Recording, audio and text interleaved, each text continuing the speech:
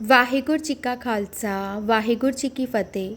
महापुरुष बाबा नानक सिंह जी तो गुरु नानक के प्रेम में यहाँ तक वचन करते थे कि जीवन में किसी समय ऐसा समय बन जाए तेरे भीतर किसी प्रकार की वासना की अग्नि हावी हो जाए, अथवा कोई भीतर विकार हावी हो जाए, कोई शरीर ऐसी बात कह दे बर्दाश्त ना हो, गुस्सा आ जाए, क्रोधी हावी हो जाए, तो गुरु नानक गुरु ग्रंथ साहिब के चरणों में झुककर ये पढ़ा करो, गुरु नानक दाता बख्श लै, बाबा नानक बख्श लै। बड़ी गहराई की बात है, मन में बसा लो। जब भी भीतर अंधेरी चल पड़े वासनाओं की, विकारों की, नियंत्रण से बाहर हो जाओ, झुक पड़ो सतगुरु के चरणों में, फिर देखो कुछ समय में ही कैसे होता है, कैसे पहुंचता है, कैसे भीतर शांति प्रदान करता है। अमृतसर में सुल्तानविंड गांव का एक शरीर है, उसने अपनी आप बीती सुनाई। कहता है, एक बार मैं साइकिल पर गांव से इधर को आ रहा था। 6 महीने पहले किसी शरीर ने उसके पैसे मारे थे। उसका ध्यान अचानक उस शरीर की तरफ चला गया। दिमाग में उसके विरुद्ध ख्याल चलने शुरू हो गए, भीतर वेदना शुरू हो गई, कलेश शुरू हो गया। उस समय ना वह आदमी सामने था, ना कोई बात हुई, बस अचानक ही दिमाग उधर चला गया और भीतर घबराहट शुरू हो गई। मन में इतना क्लेश बढ़ गया कि नियंत्रण करना मुश्किल हो गया। इतनी भीतर गुस्से की अग्नि हावी हो गई कि मन कहे अभी उसके घर जाऊं और उसे छोड़ना नहीं, उसके घर वालों को उसके मोहल्ले में जाकर उसका अपमान करूं। गुरुमुख था, जानता था क्रोध बहुत बुरा है, इसने मुझे वश से बाहर कर देना है, जिससे नुकसान हो सकता है। मार्ग में ही गुरुद्वारा है अटारी साहिब। जब गुरुद्वारे के आगे से गुजरा तो वहाँ साइकिल खड़ा करके गुरुद्वारे के भीतर चला गया और जाकर अरदास की, सतगुरु जी कृपा करो, जिस शरीर ने आज से 6 महीने पहले मेरे पैसे मारे थे, आज अचानक दिमाग में उसके प्रति बुरे ख्याल आने शुरू हो गए हैं। भीतर क्रोध इतना भड़क गया है और मुझे डर है कि मैं कहीं आपे से बाहर ना हो जाऊं, कहीं कोई ऐसा कदम क्रोध में आकर ना उठा बैठूं जिसके कारण मुझे बाद में जीवन भर पछताना पड़े। कहीं मैं उसके घर जाकर उसे अपशब्द ना बोलाऊं, उससे लड़ाई झगड़ा ना करने चला जाऊं। आप कृपा करके मुझे संभाल लो। वाह वाह साध संगत कुर्बान जाएं, जिसे अवगुण की पहचान हो जाए और गुरु के आगे अवगुण नंगा कर दे कि मेरे वश में नहीं। सतगुरु तू संभाल, मुझे सीख दीजिए।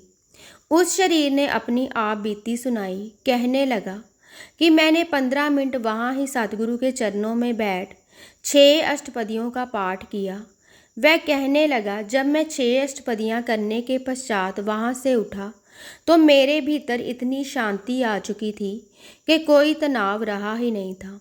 सतगुरु की कृपा हो गई।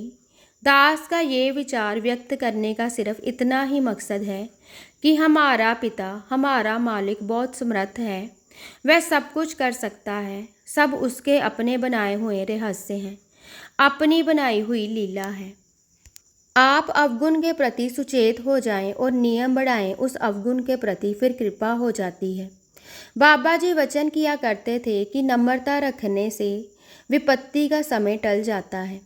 कभी नोट कीजिए, 1 मिनट की रखी नम्रता, जुबान पर किया नियंत्रण, बहुत बड़ी विपत्तियों को जन्म देने से बचा लेती है। महापुरुष वचन करते थे कि जुबान में से निकला हुआ एक भी गलत शब्द तख्ते पर बिठा सकता है और इसी जुबान में से निकला शुभ वचन, मीठा वचन राज सिंहासन पर भी बिठा देता है। दास ने नाम नहीं लेना, सिर्फ सूझ के लिए लिख रहा है कि कोई नेता था जिसके मुंह में से कोई ऐसा वचन निकल गया, मंच पर कोई ऐसी बात कह दी कि उसका सारा जीवन अस्त व्यस्त हो गया।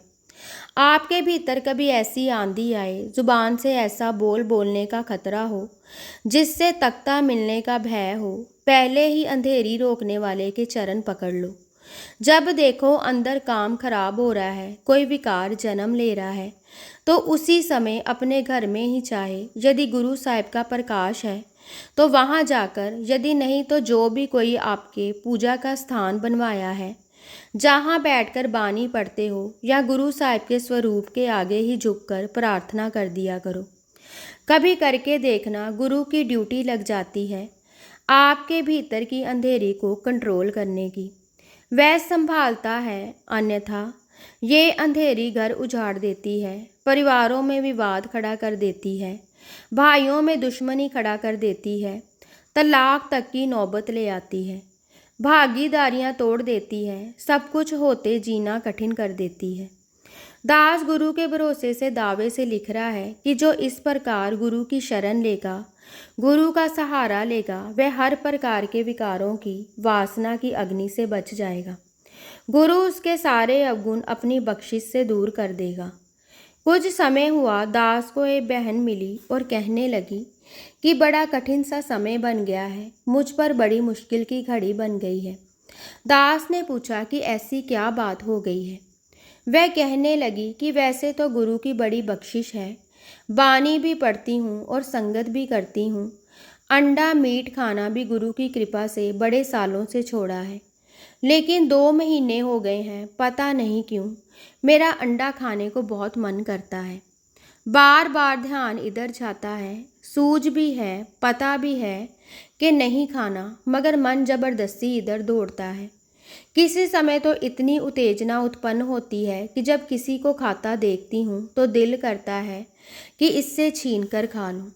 यदि कई बार ऐसा होता है, गुरु की कृपा से कोई अवगुण आपके जीवन में से निकल चुका होता है, लेकिन कई बार पूर्व कर्मों के कारण वासनाएं, विकार जन्म लेते हैं, विपत्ति का समय बन जाता है। बहुत बढ़िया प्रश्न था उस बहन का, पता भी है नहीं खाना, लेकिन मन स्थित नहीं हुआ, क्या करूं? यहाँ दास एक बात स्पष्ट कर दे, कई शरीर ये कहते हैं कि अंडा खाना जायज़ है, लेकिन बानी की पंक्तियों से भी हमें सीख मिलती है कि अंडे में भी वही बसता है। अंडज जेरज उत्पुज सेतज तेरे कीते जनता, एक पुरग में तेरा देखिया तू सबना माहे रवंता। भाई वीर सिंह जी के वचन है कि जिन वस्तुओं में 20-25% जान है वही खानी जायज़ है, जिनमें पूरी जान है वह खानी जायज़ नहीं है। जो सब्जियां अथवा फल हम खाते हैं, इनमें चौथा भाग जान गिनी गई है। पत्तों में भी जान है, ये भी विकास करते हैं, इनमें भी 25% जान गिनी जाती है। अर्थात कितने ही पदार्थ निरंकार ने हमारे खाने के लिए बनाए हैं, जिनमें चौथा भाग जान गिनी जाती है, वही खाने जायज़ हैं। जिनमें पूरी जान है वह खाने जायज़ नहीं। अब इस बहन का प्रश्न था कि मन किसी ऐसे पदार्थ की ओर चल पड़ा है जो गुरमत अनुसार खाना जायज़ नहीं।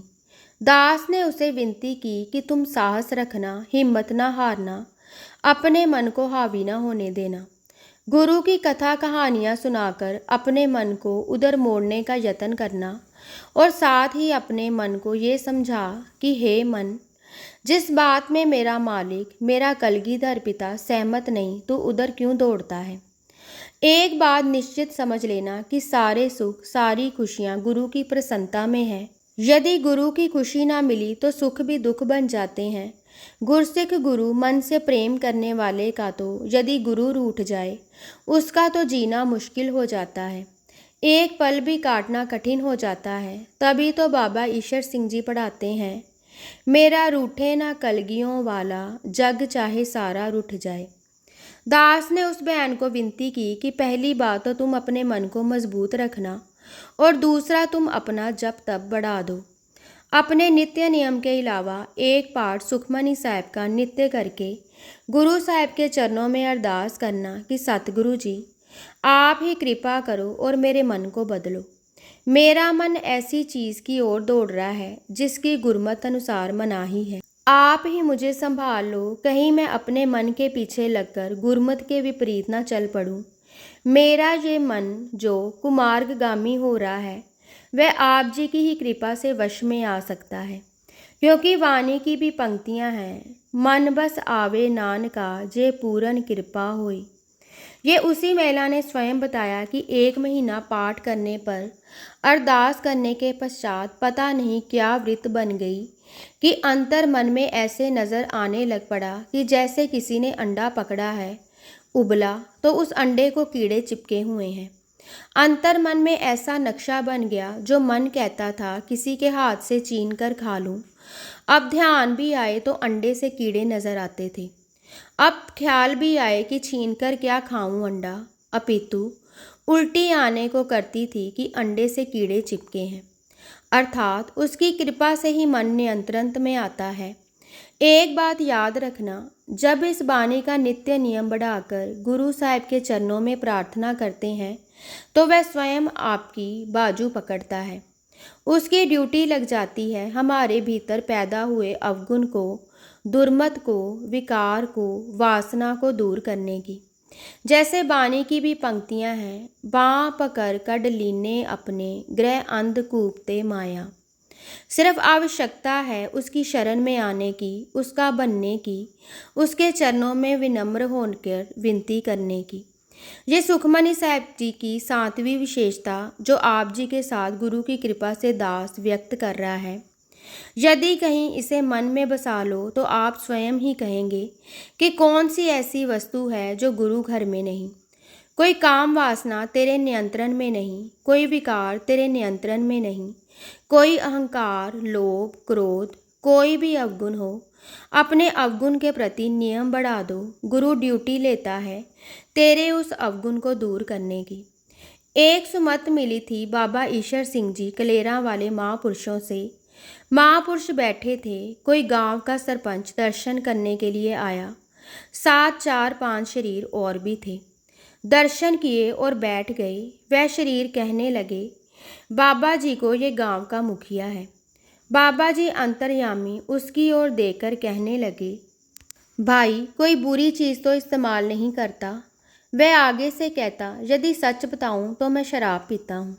बाबा जी उसके सच बोलने पर बड़ा खुश हुए, कहने लगे, शाबाश, तेरे सच बोलने पर कुर्बान जाएं। अपने अवगुण को सबके सामने नगन कर दिया है, तू असली मर्द है।